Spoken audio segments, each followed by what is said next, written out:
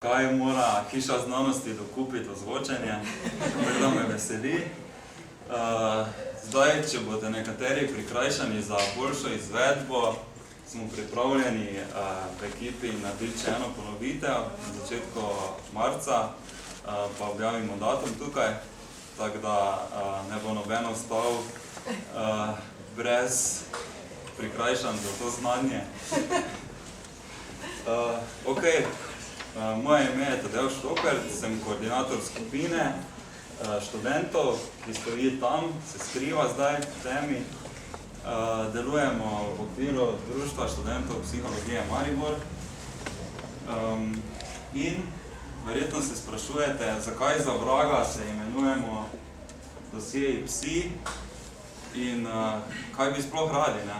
Poleg tega, kar smo napisali na plakat ali elektronsko vabilo.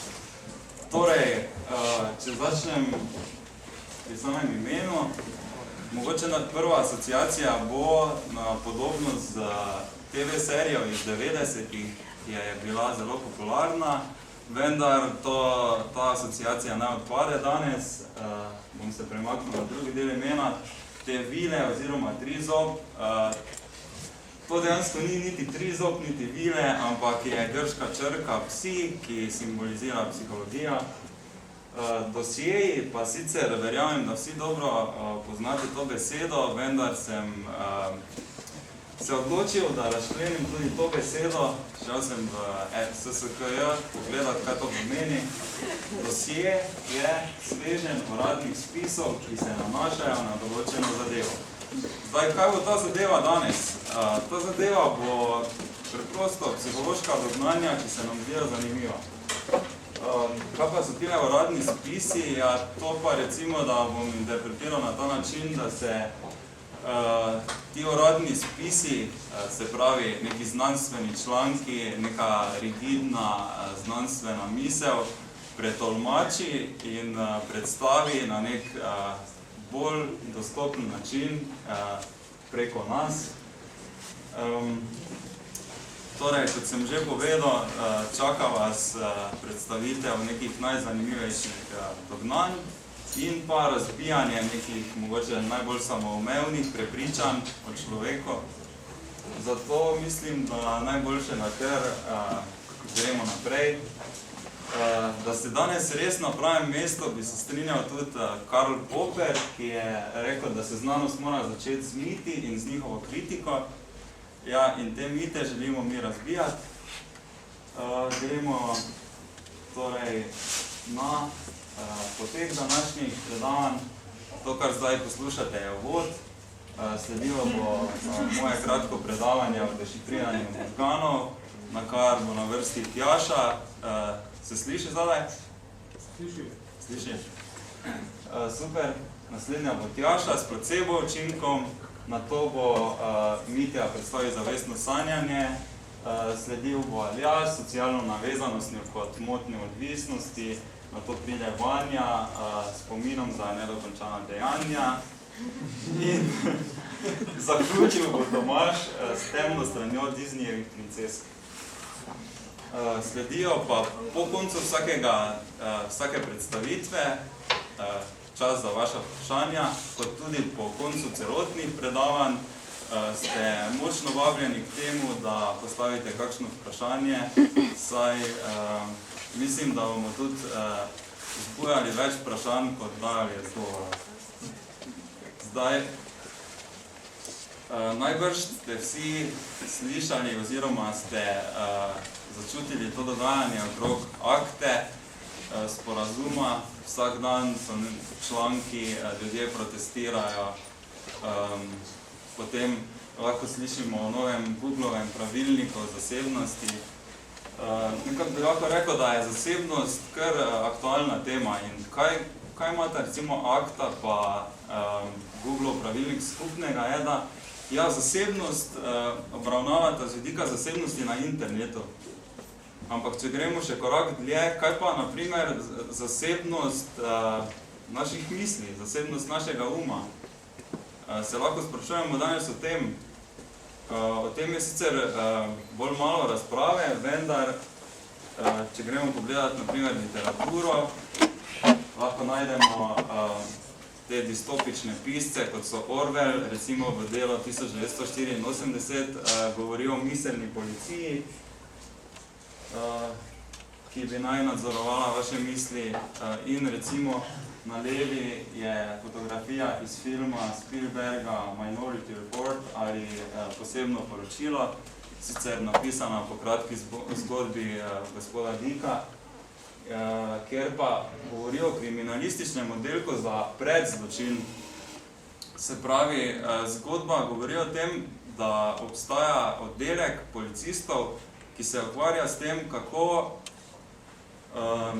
pravzaprav imajo način, kako prepoznati misli pri ljudeh, ki so, bi rekli psihologi, recimo neke vroče misli, temne misli, naprimer, ubil bom nekoga, ne? In takrat, ko zaznajo, da nekdo misli, ubil bom X, ta oddelek pride, aretira človeka, ta človek še ni nič naredil in gre v zapor, preprosto. Ok, zdaj se sliši to vse znanstvena fantastika, ker to tudi je, ne? Ampak če gremo iz znanstvene fantastike v znanstveno realnost, pridemo do nečesa, kar je s kratico fMRI, oziroma funkcionalna magnetna resonanca, ki omogoča slikanje možganov. To je ta naprava tukaj. In s to napravo se danes, na primer, slika bolnike, ki pač imajo kakšne možganske poškodbe ali pa preprosto za raziskave, in kar dobimo iz te naprave ven, so slike, takšne kot tu na desni, ki prikazujejo dejansko te obarvane dele, kažejo področja, ki so aktivna. Zdaj lahko bi šel v podrobnosti, na kak način pride do tega, ampak najbolj poenostavljeno povedano, da kar je obarvano, dejansko kaže, kje se porablja energija, se pravi, kam je šla kri z energijo, ki jo zdaj porabljajo nevroni, torej kateri del možganov je aktivni. Ok, kaj pa zdaj ima to z zasebnostjo misli, pa dešifriranjem možganov, kot imam naslov. Ja, ok, boste rekli, tale slika pa res ni blizu temu, kar naprimer zdaj doživljate, ko gledate, to pa res ni nek poseg zasebnosti. Ampak, če gremo naprej, pridemo do zanimivih spoznanj. Namreč, znanstveniki so ugotovili, da lahko te slike na nek način prevedejo. Prevedejo namreč te slike v, sicer ne to, kar vidite, ampak jih prevedejo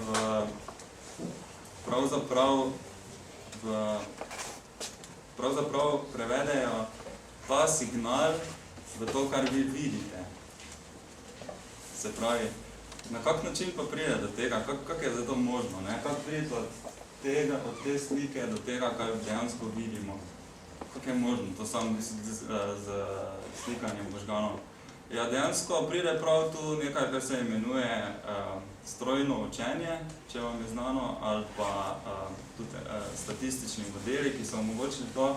Se pravi, ko ta naprava slika človeka, naprimer, človek gre v napravo, dobi se ta slika, potem rečejo znanstveniki, ok, ta človek je zdaj gledal, ne vem, slika avtomobila. Na to spet gre človek not, ga slikajo, mu pokažejo sliko stavbe, pa sliko osebe. In na tak način natrenirajo ta prevajalnik računalniški, da računalnik na to že ve, kakšno sliko lahko pričakuje. In potem računalniku se pokaže samo še ta slika in on bo ven vrgel kar sliko tega, kar vi gledate. Se pravi, bo prebral, dešifriral vaš možganski signal. Zdaj, sliši se res znanstvena fantastika, tako da začnimo spet malo nižje. Tako da, pač dali so več osebkov v to magnetno resonanco in so rekli, ok, zdaj pa da vidimo, kak je dober ta naš računalniški prevajalnik. Mu damo te slike, pa pa ga vprašajmo, kaj gleda ta oseba. Gleda, se pravi, Dalija ali gleda Picassa. In ne boste verjeli, ta računalnik je bil toliko natreniran, da je zelo visoki procenti so tega pravilnosti, kako je ugotavljal. Prav, iz tega je vedel, če gleda človek Picassa, je taka možganska slika, če gleda Dalija, je drugačna. Ok, to še gre nekako, se pravi, računalnik ve, če gledamo Dalija ali pa če gledamo Picassa, ok. Ampak potem se premaknemo naprej, ne. Tukaj pa imamo, človek gleda to, tukaj se bo pa videlo, kar so pa uspeli iz same možganske slike dešifrirati. Se pravi, izključno z tisto napravo tam.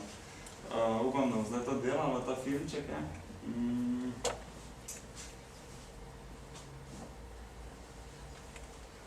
Ne.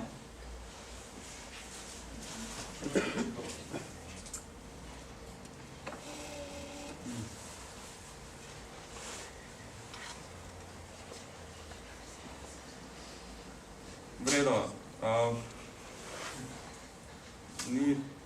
ni toliko bistveno, ampak predstavljajte si, to je zdaj samo slika. To človek gleda, to pa je preveden signal iz možganskih slik. Predstavljajte si, da ni tukaj samo slika, ampak je nek filmček, ki ga človek gleda, to pa je potem dešifriran signal. Zdaj, naslednja vprašanja, ki se ob tem pojavljajo, so, ok, če smo tega zmožni, potem, zakaj ne bi pogledali, sicer ste že vsi videli, ne? Kaj, naprimer, na kakšen način pa mačke vidijo svet, ne? Zakaj pa ne, ne? In to so delali. Zdaj mogoče spet filmček ne bo delal.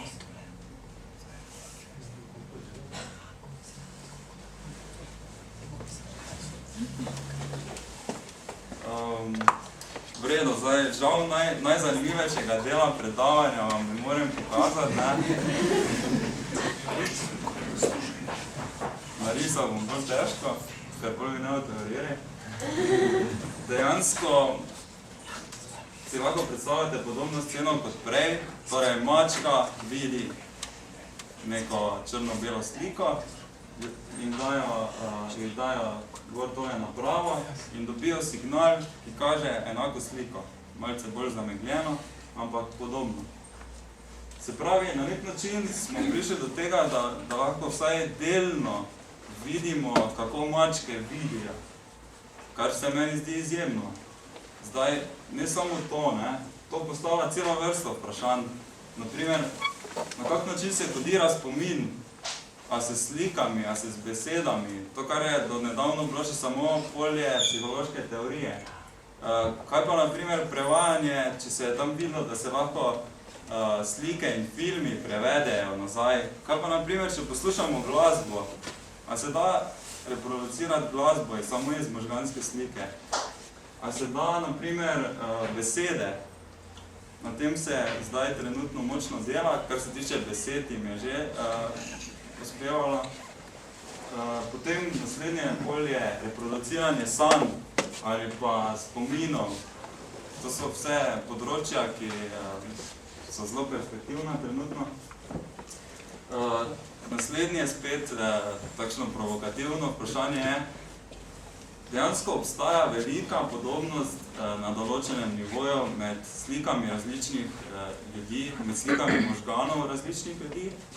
Se pravi, da je celo prišlo do tega, da je nek človek se vsedel oziroma vlegel v magnetno resonanco, so mu posneli sliko možganov, ta računalnik se je natreniral na njegovih možganih, na kar so dali drugega človeka, mu slikali možgane in prevedli njegov signal z natreniranim računalnikom od prejšnje osebe.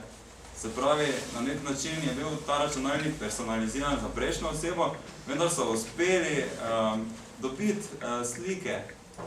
Se pravi, na nek način so ugotovili, da imamo zelo dosti skupnega, kar se tiče predelave vizualnih informacij. Potem je spet vprašanje tega, na kak način prividi, da dojemajo svet otroci, na kak način dojemajo, naprimer, schizofreniki, ko imajo halucinacije, ljudje v komi, potem taka malo bolj pozitivna stvar bi tudi lahko bila, da se da dosti boljše pomagati ljudem, ki so vklenjeni v svoje telo, kar je en poseben medicinski pojav. Ti ljudje so dejansko funkcionirajo z možgani 100%, vendar niso zmožni govoriti, oddajati nobenih signalov in na ta način bi se dalo spostaviti neko kvalitetno komunikacijo z njimi. Ok, zdaj sem spet šel v neko smer, ki je mogoče stran od zasebnosti. Tako da gremo nazaj k zasebnosti in kaj prinaša to dešifriranje možganov. Zdaj boste rekli, če se da prepoznati, če človek gleda Dalija ali Picassa, če posluša glasbo, če se da ugotoviti, kaj gleda, a se ne da bolj ugotoviti, če laže. To se mogoče zdi pač banalno vprašanje, ampak ravno to se že dogaja. Torej, gospod že od leta 1988 razvija eno tehniko, ki je sicer ni za funkcijsko magnetno resonanco, ki je za EEG in je že na ameriških sodiščih ta svoj izum detektorja laži, možganskega detektorja laži, zastopal, kako bi rekel, je pravnomočen dokaz že bil v Ameriki. In tudi te nove tehnologije prinašajo polno novih možnosti, ne samo detektor laži. Predstavljajte si vprašanje potem na nek način mentalne zasebnosti. A ni čas, da bi se začelo to urejati? Da se, ne vem, postavi zakone na tem področju? Ker mogoče se danes res sliši znanstvena fantastika, ampak samo toliko je treba, da tisto napravo, ki ste jo videli na začetku, prenesemo v nekaj takega, kot je to, in greste lahko okoli in vam bo ta naprava kazala, kaj si človek misli. Tako da, s vprašanji na dan, to je bila moja predstavitev. Tukaj je literatura.